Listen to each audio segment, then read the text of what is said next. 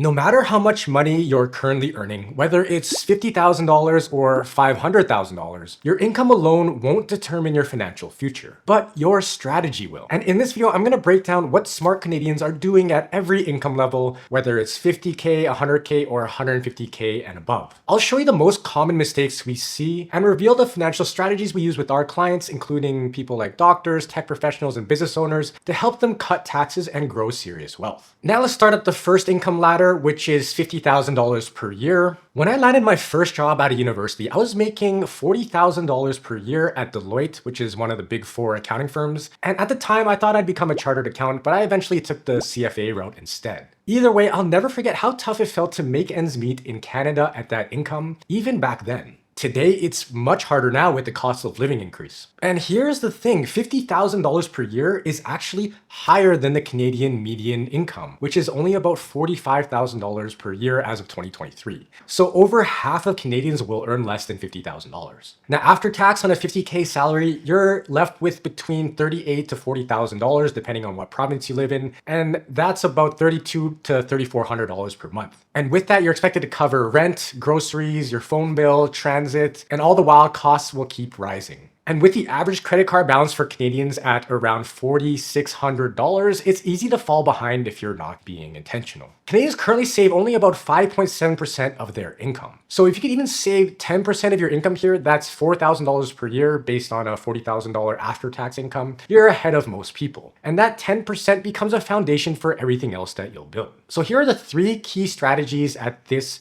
level of income. First is really to build your financial foundation. Think of this stage like pouring the concrete for your house. Create a simple budget, so use like a basic Google Sheet or a phone budgeting app. Also, make sure you start an emergency fund. Aim for at least 3 months of expenses here. Then make sure you pay off your high interest debt. Killing a 20% credit card interest rate is a guaranteed win. And as I mentioned before, the average Canadian credit card debt is about $5,000 almost. So by killing that off, you'll save about $1,000 or more per year in interest alone. Then make sure you're claiming every tax credit you're eligible for, things like Canada Workers Benefit or tuition carry-forwards if you just graduated. And I think this is the most important part, which is to get educated. You might be shocked to hear this, but I think the majority of Canadians don't fully understand, for example, how an RRSP works. So learn as much as you can about personal finance and it'll pay off greatly in the future. Also, open up a TFSA even if you only save $25 per paycheck. Consistency at this point is much more important than the amount that you're saving. You're trying to build the habit of paying yourself first. Then start planting long-term seeds. Once you're stable, start small with long-term planning and investing. At this stage, prioritize the TFSA over the RSP.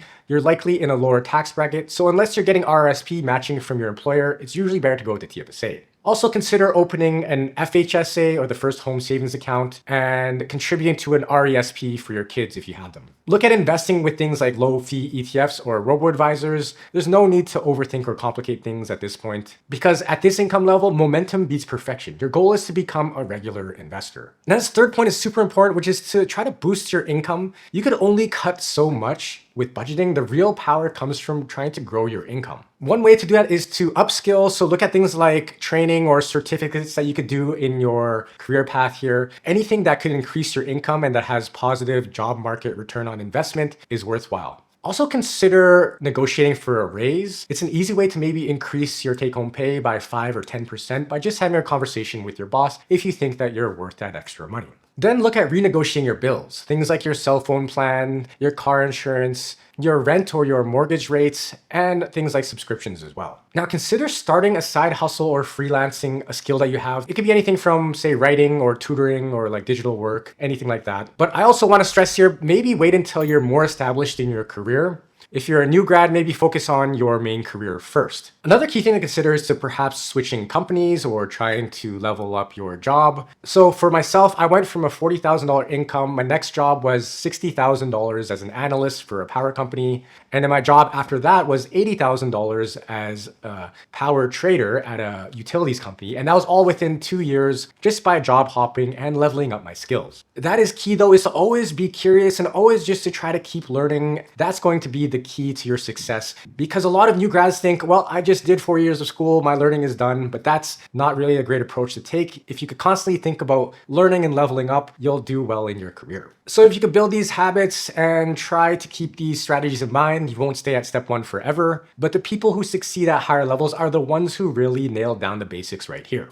Now let's look at the next income ladder step, which is $100,000 per year. With a lot of the clients we see at this income level, they're usually in their 30s or 40s. Their careers are growing and maybe kids are in the picture and life is busy. There's more income now, but also much more complexity. And this is where your money can either disappear or become a wealth engine. At $100,000 per year, your after-tax income is now at around $68,000 to $75,000 per year, depending on the province you live in. That's roughly about $6,000 per month after tax to work with. That's a pretty livable amount in even super expensive cities like Toronto and Vancouver. It's more than just survival money, it's build wealth money, but only if you do it intentionally. This is also when tracking your net worth goes from optional to essential. I like to think of it like a video game. Whether it's Candy Crush or World of Warcraft, the fun is in leveling up. Watching your net worth grow can be very motivating, revealing, and even kind of addicting in a very good way. So if you don't already do so, make sure you track your net worth. You could do so with my free net worth tracker. Download it for free on my website. The link is in the description. And once you have your net worth tracked now, compare your net worth to the average net worth for someone your age. I will go over that in another video of mine and try to aim for double of that, or at least 50% more. So here are the key strategies to keep in mind at this income level. First is to maximize the free money. At this income level, smart tax planning and government benefits can add up really quickly. For your RSPs, you're now in a higher tax bracket, and a $10,000 contribution could save over $3,000 in taxes. Then look at things like your group RSPs. Always take the employer match if it's available. It's free money. And if you're married and one spouse earns more than the other, take a close look at spousal RSPs and how they work, and if it's worth it for you. Next is to track, optimize, and level up. Here's where you really should be refining. First, as I mentioned, track your monthly spending, and again, update your net worth quarterly at least. I like to do mine at least monthly, so you can watch your progress over time. At this income level, I would aim for at least a 15% savings rate across all of your accounts. So for example, if you can max out your RSP, which is 18% of your income each year, or $18,000, you're doing great. Third is to invest seriously. And this is where wealth building really starts. Again, you can look at things like low-fee ETFs or stocks. These are simple, diversified, and effective. And really nail down your risk tolerance and your asset allocation here. By this income level, you should really understand how much risk you can properly take on. Avoid things like high-fee mutual funds. Anything over a 2% or close to that is pretty bad, so try to avoid that.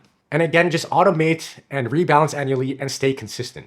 Remember, consistency here beats perfection, so stick with your plan. Then look at really building a detailed plan and stress testing it. Now is the time to get serious about your long-term future. Start looking at really planning out in detail your future. You can of course do this if your income is lower than $100,000, but it starts becoming really crucial at this stage. You can start at looking at how to shave off some years of work and have an earlier retirement if that's what you want. Let me show you how we do it here at Blueprint. Meet Alex, who's 35 years old and earns $100,000 a year. His goal is to retire comfortably by age 60. Right now, he spends about $60,000 per year. And let's assume both his income and expenses grow at 2% annually with inflation. He's already off to a solid start with $70,000 in his RSP and $50,000 in his TFSA. And let's assume he'll earn an average of 5% rate of return. Now, since Alex is in this higher tax bracket, we prioritize his RSP contributions to take advantage of tax deductions. His goal is to try to max it out every year. And you can see with his consistent saving and investing and living within his means, by age 60, his net worth will grow to around $1.6 million.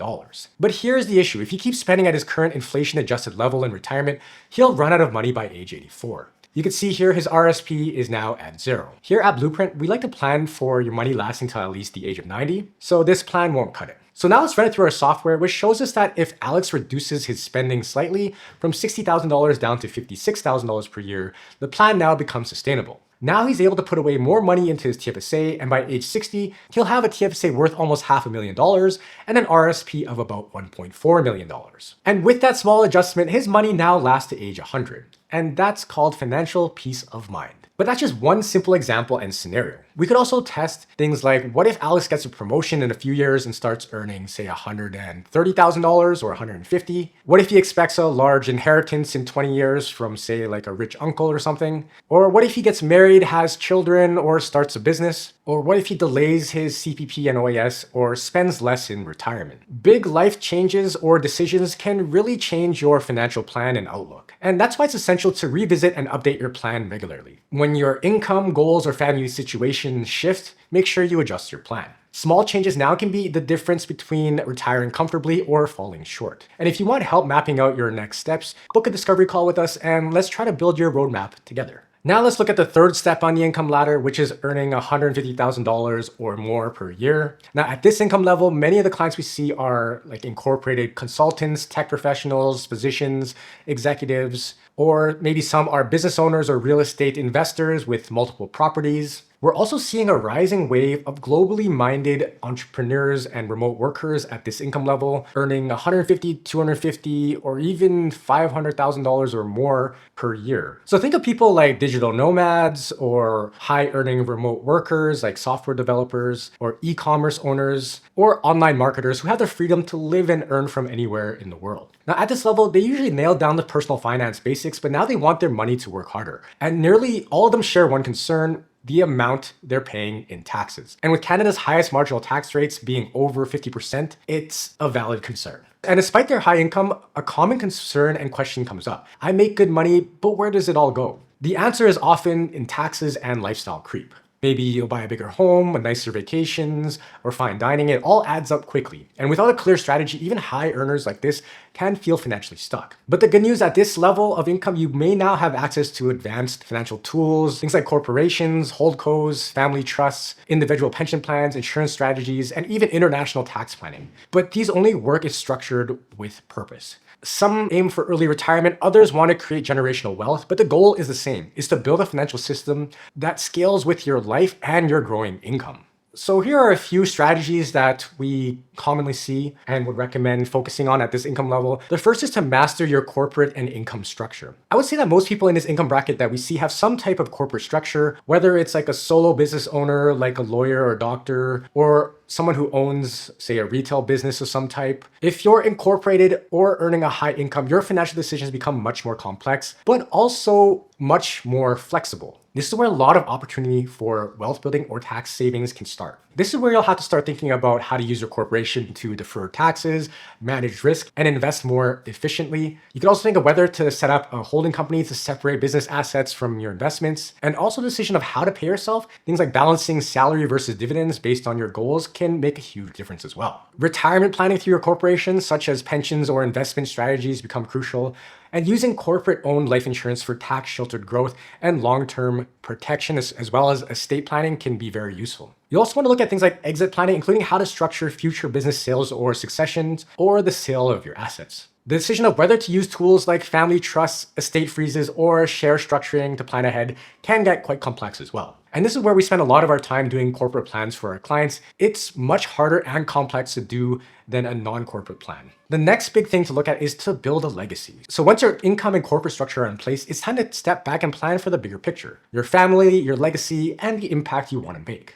This includes decisions around wills, powers of attorney, and beneficiary designations, especially when businesses or trusts are involved. Then you'll want to look at life insurance planning, both personally and corporately, to protect your family and support your estate goals. How and when to transfer wealth to the next generation, whether through gifts, trusts, or inheritance, and planning for major life events like selling a business, retiring early, or caring for aging parents. You could also look at giving back, whether through simple donations, donor-advised funds, or something like a trust or foundation. And then now taking all that, coordinating everything together so your legal, tax, investment, and insurance strategies work together. The goal is to build a proper structure that supports not only your life today, but also protects what matters most tomorrow. Next thing to take a look at is expanding internationally, so cross-border and global planning. And as the world becomes more connected, high earners and entrepreneurs are no longer bound by countries. We've helped many Canadians leave Canada in a tax-compliant way, whether for international job opportunities, retiring abroad, or to run remote,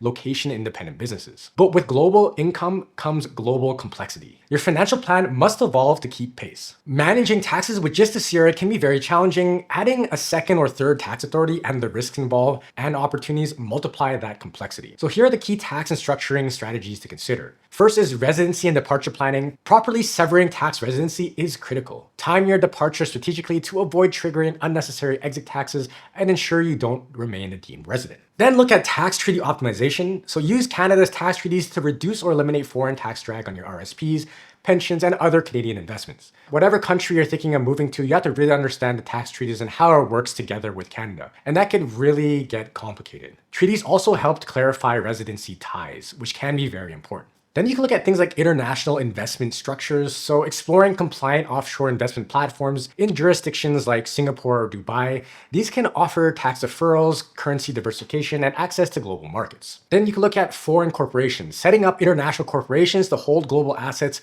or run your business. And with the right structure, you may significantly reduce your overall tax burden while gaining flexibility and legal protection. So no matter what step of the income ladder you're on, the key is to keep climbing with purpose. And the earlier you start building the right foundation, the easier it comes to scale when the time is right. And here at Blueprint Financial, we help Canadians create tax-smart, forward-thinking plans that grow with their future. There's a lot more beneath the surface, and we'd love to show you what's possible. If you like this video, make sure you like and subscribe for more insights, and stick around because YouTube thinks that you'll like this video on the screen here, so check it out.